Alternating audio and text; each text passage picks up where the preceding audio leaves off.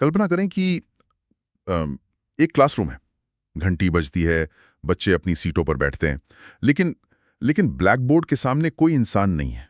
हाँ, इंसान की जगह एक स्क्रीन है। बिल्कुल। एक चमकती हुई स्क्रीन या शायद एक रोबोट खड़ा है और वो हर बच्चे को ठीक वही पढ़ा रहा है जो उसे उस वक्त चाहिए। जो सुनने में किसी साइंस फिक्शन फिल्म जैसा लगता है ना। हाँ, एकदम। मतलब ये विचार जितना रोमांचक लगता है उतना ही एक गहरा डर भी पैदा करता है। और आज की हमारी इस गहन चर्चा में हम सीधे इसी सवाल से टकराने वाले हैं। बिल्कुल। और इस विषय के लिए आज हमारे पास डेटा और रिसर्च का एक बहुत बड़ा अंबार है। सही कहा। मतलब मैकेंजी के क्लासरूम सर्वे से लेकर यूरोपीय संसद के वो जो नैतिकता वाले कड़े दस्तावेज हैं वहां तक। हाँ, और साथ ही एजुकेशन वीक की ग्राउंड रिपोर्ट्स, नवभारत टाइम्स के आर्टिकल्स और बिल गेट्स जैसे दिग्गजों के बयान भी हैं हमारे पास। एग्जैक्टली। तो हमारा मिशन आज बहुत साफ है। हम इस पूरे भ्रमजाल को चीरकर ये समझने की कोशिश करेंगे कि क्या आर्टिफिशियल इंटेलिजेंस वाकई हमारे स्कूलों से शिक्षकों को हमेशा के लिए गायब कर देगा, या फिर ये शिक्षा व्यवस्था को एक नए युग में ले जाएगा। बिल्कुल। तो चलिए इस विषय की परतों को खोलते हैं। सबसे पहले मुझे लगता है हमें उस नैरेटिव से शुरुआत करनी चाहिए जो सिलिकॉन वैली से आ रहा है। हाँ, ये बहुत जरूरी है क्योंकि हमें सबसे पहले उस दावे का सामना करना होगा जो टेक इंडस्ट्री लगातार कर रही है। वो सैम ऑल्टमैन वाला दावा। हाँ, बिल्कुल। टेक कंपनियां और ओपन एआई जैसे प्लेटफॉर्म्स लगातार ये विजन बेच रहे हैं कि बहुत जल्द एआई ट्यूटर इंसानी शिक्षकों की जगह ले लेंगे। मतलब हर बच्चे की जेब में दुनिया का सबसे होशियार ट्यूटर होगा। एग्जैक्टली। सुनने में तो ये एक परफेक्ट समाधान लगता है ना, खासकर उन जगहों के लिए जहां अच्छे शिक्षकों की भारी कमी है। हाँ, लेकिन ये समाधान तब परफेक्ट लगता है जब हम ये मान लें कि पढ़ाना सिर्फ एक किताब से जानकारी निकालकर बच्चे के दिमाग में कॉपी पेस्ट करना है। जो कि असल में बहुत गलत सोच है। एकदम गलत। हमारे स्टैक में जो नेशनल एजुकेशन पॉलिसी सेंटर यानी एनईपीसी की रिपोर्ट है, वो इस थ्योरी को सिरे से खारिज करती है। हाँ, मैंने भी वो हिस्सा पढ़ा। रिपोर्ट बहुत स्पष्ट रूप से कहती है कि टेक इंडस्ट्री टीचिंग के असल काम को बहुत ज्यादा अंडर एस्टिमेट करती है। बिल्कुल। मतलब वो लोग इसे केवल डेटा ट्रांसफर का एक जरिया मानते हैं। और पता है, इसके पीछे एक बहुत गहरी मनोविज्ञान काम कर रही है। मतलब सिलिकॉन वैली में एक सेल्फ टॉट या खुद से पढ़ाई करके सफल होने का एक बहुत बड़ा मिथक है। ओह, वो स्टीव जॉब्स और मार्क जुकरबर्ग वाली कहानियां। हाँ, बिल्कुल वही। अगर आप उन फाउंडर्स की कहानियां देखें तो एक अंडरलाइंग मैसेज हमेशा रहता है कि उन्होंने जो कुछ भी बड़ा किया वो स्कूल की वजह से नहीं किया, बल्कि स्कूल ड्रॉप आउट होकर किया। एग्जैक्टली। इस वजह से टेक इंडस्ट्री के एक बड़े हिस्से में पारंपरिक शिक्षा और शिक्षकों के प्रति एक अजीब सा अनकहा अनादर होता है। मतलब उन्हें लगता है कि अगर सॉफ्टवेयर के पास सारा ज्ञान है तो बीच में एक इंसान की जरूरत ही क्या है। हाँ, वो बस उस इंसान को एक रुकावट मानते हैं।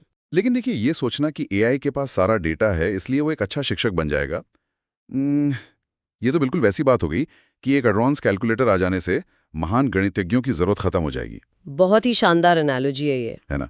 मतलब जानकारी होना और उस जानकारी से किसी के अंदर जिज्ञासा जगाना, इन दोनों में जमीन आसमान का फर्क है। कैलकुलेटर सिर्फ जवाब देता है, लेकिन शिक्षक ये सिखाता है कि वो सवाल पूछना ही क्यों जरूरी था। बिल्कुल। और उसी कैलकुलेटर वाले तर्क को अगर हम थोड़ा आगे ले जाएं तो कैलकुलेटर ने गणितज्ञों को खत्म नहीं किया। हाँ, बल्कि उन्हें आसान काम दे दिया। एग्जैक्टली। उसने उन्हें उन लंबी और उबाऊ गणनाओं से आजाद कर दिया ताकि वो क्वांटम फिजिक्स जैसी जटिल चीजों पर ध्यान दे सकें। और यही बात शिक्षकों पर भी लागू होती है ना? बिल्कुल। 100%। और इसका सबूत हमें मैकेंजी की रिपोर्ट में मिलता है। मतलब वो जो जमीनी हकीकत का डेटा है ना, वो आंखें खोलने वाला है। वो 50 घंटे वाला डेटा। हाँ, 4 अलग-अलग देशों में सर्वे किया गया और पता चला कि एक शिक्षक औसतन हफ्ते में 50 घंटे काम करता है।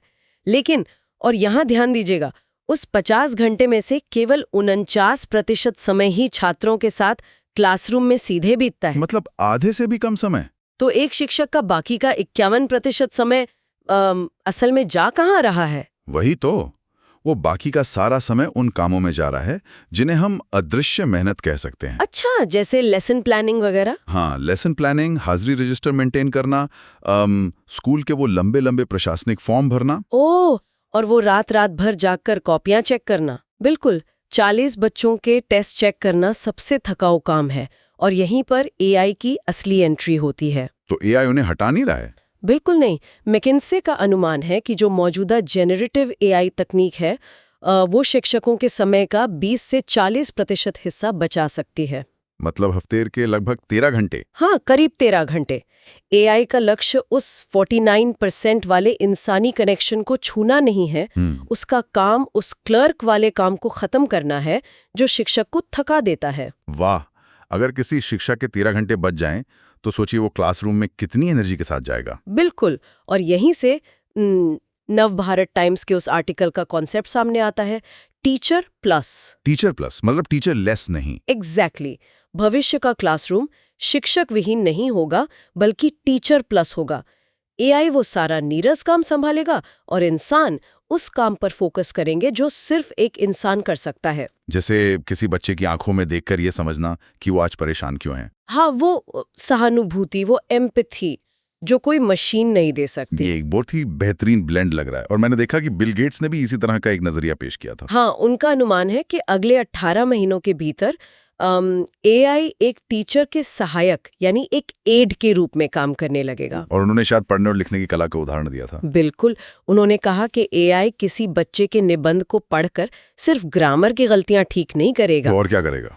वो ऐसा फीडबैक देगा जैसे अगर इसी विचार को आइंस्टाइन के नजरिए से लिखा जाए तो कैसा लगेगा, या फिर तुम्हारे निबंध के दूसरे पैराग्राफ में तर्क थोड़ा कमजोर है। अरे वाह, ये तो मतलब सीधे सीधे हाइपर पर्सनलाइजेशन हो गया।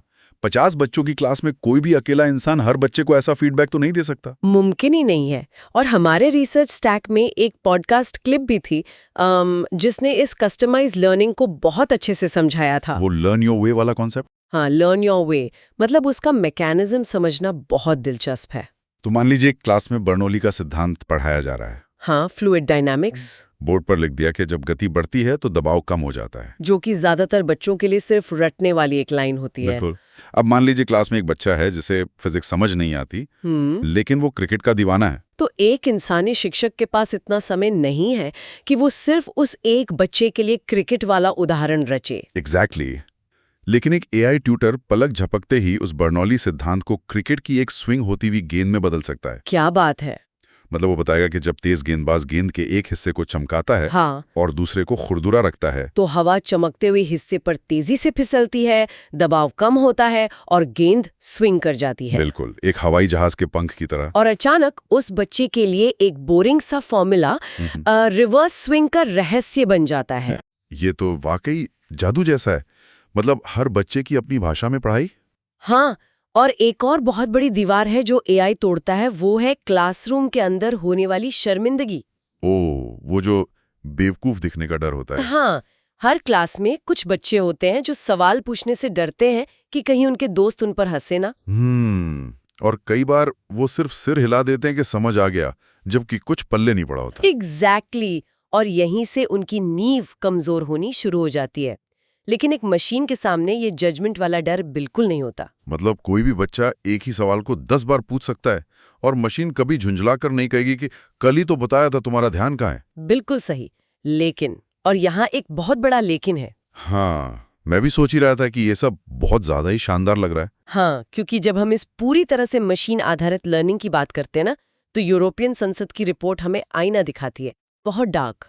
हर नई तकनीक के साथ अदृश्य खतरे आते हैं और उस रिपोर्ट में बहुत साफ लिखा है कि ये सब यूएन बाल अधिकार समझौते का उल्लंघन कर सकता है। वो जो कंपनियों द्वारा डेटा इस्तेमाल करने वाली बात थी। हाँ, जब कोई बच्चा किसी एआई ट्यूटर से बात करता है, अपनी कमजोरियां बताता है, तो वो सिस्टम हर एक शब्द सोख रहा होता है। और फिर वो कंपनियां उसी डेटा का इस्तेमाल अपने बड़े मॉडल्स को ट्रेन करने के लिए करती हैं। एग्जैक्टली। एक तरह से वो बच्चों को अपने सिस्टम के लिए मुफ्त मजदूर की तरह इस्तेमाल कर रहे हैं। ये तो वाकई परेशान करने वाला है। और इसके अलावा उस रिपोर्ट में एक फ्लिप्ड एआई डिवाइड का भी जिक्र था। हाँ, फ्लिप्ड एआई डिवाइड, और मेरी नजर में ये सबसे खतरनाक ढांचागत चुनौती है। मतलब हम हमेशा डिजिटल डिवाइड की बात करते थे ना, कि अमीर बच्चों के पास लैपटॉप हैं और गरीब के पास नहीं। हाँ, लेकिन ये नया डिवाइड बिल्कुल उल्टा है। मैं इसे थोड़ा समझना चाहूंगा। क्या इसका मतलब यह है कि भविष्य में असली इंसानी शिक्षक एक लग्जरी बन जाएंगे? बिल्कुल। एलीट और महंगे प्राइवेट स्कूलों के बच्चों को असली इंसानों से पढ़ने का मौका मिलेगा। जहां वो सहानुभूति, इंसानियत और सोशल स्किल्स सीखेंगे। हाँ, जबकि कम आय वाले या सरकारी स्कूलों के बच्चों को सिर्फ एक ठंडी स्क्रीन और एआई ट्यूटर के भरोसे छोड़ दिया जाएगा। क्योंकि सरकारों के लिए वो सबसे सस्ता उपाय होगा। एग्जैक्टली। तो जो तकनीक असमानता दूर करने आई थी वो एक नई और ज्यादा गहरी खाई पैदा कर देगी। ये तो बहुत भयानक है। और मैंने देखा कि रिपोर्ट में एक शब्द को लेकर भी काफी बहस थी, हैलुसिनेशन। हाँ, टेक इंडस्ट्री अक्सर कहती है कि जब एआई झूठ बोलता है तो वो हैलुसिनेट कर रहा है। लेकिन विशेषज्ञ इसे खतरनाक क्यों मानते हैं? क्योंकि हैलुसिनेशन यानी मतिभ्रम एक दिमागी स्थिति है। जब हम मशीन के लिए ये शब्द इस्तेमाल करते हैं तो हम जाने अनजाने में ये मान लेते हैं कि मशीन के पास भी कोई दिमाग है। ओह, मैं समझ गया। इसे मनोविज्ञान में एंथ्रोपोमॉर्फाइज करना कहते हैं ना, निर्जीव वस्तु में इंसान देखना। बिल्कुल। तकनीकी भाषा में इसे सिर्फ कॉन्फैब्युलेशन या एक सॉफ्टवेयर की गड़बड़ी कहना चाहिए। बहुत। लेकिन जो बात बच्चों की हो तो ये एंथ्रोपोमॉर्फाइजेशन बहुत खतरनाक हो सकता है। बहुत ज्यादा। बच्चे बहुत जल्दी मशीन के साथ एक भावनात्मक जुड़ाव बना लेते हैं। वे चैटबॉट को अपना दोस्त समझने लगते हैं। हाँ, और अगर वो मशीन सच और झूठ का फर्क नहीं जानती तो इसके नतीजे बहुत बुरे हो सकते हैं। हमने देखा है ना, हाल ही में कुछ ऐसी घटनाएं सामने आई हैं जहां युवाओं ने चैटबॉट्स की असंवेदनशील बातों में आकर खुद को नुकसान पहुंचा लिया। बिल्कुल, मशीन से हमदर्दी की उम्मीद करना एक बहुत बड़ी भूल है। और रिपोर्ट में 2 भारी भरकम शब्द और थे, ऑटोमेटेड एब्डिकेशन और कॉग्निटिव एट्रोफी। हाँ, ये दोनों शब्द बताते हैं कि कैसे हम शिक्षा की बुनियाद ही खोखली कर रहे हैं। तो अगर हम ऑटोमेटेड एब्डिकेशन की बात करें तो क्या ये शिक्षकों से जुड़ा है? हाँ, इसका मतलब है एक शिक्षक का अपनी जिम्मेदारी से पीछे हटना। मान लीजिए एआई ने कॉपी चेक की और बच्चे को खराब ग्रेड दे दिया, और शिक्षक ने बिना देखे उस पे मोहर लगा दी। एग्जैक्टली बिना ये सोचे कि बच्चे ने गलती क्यों की, उसने अपना काम मशीन को आउटसोर्स कर दिया।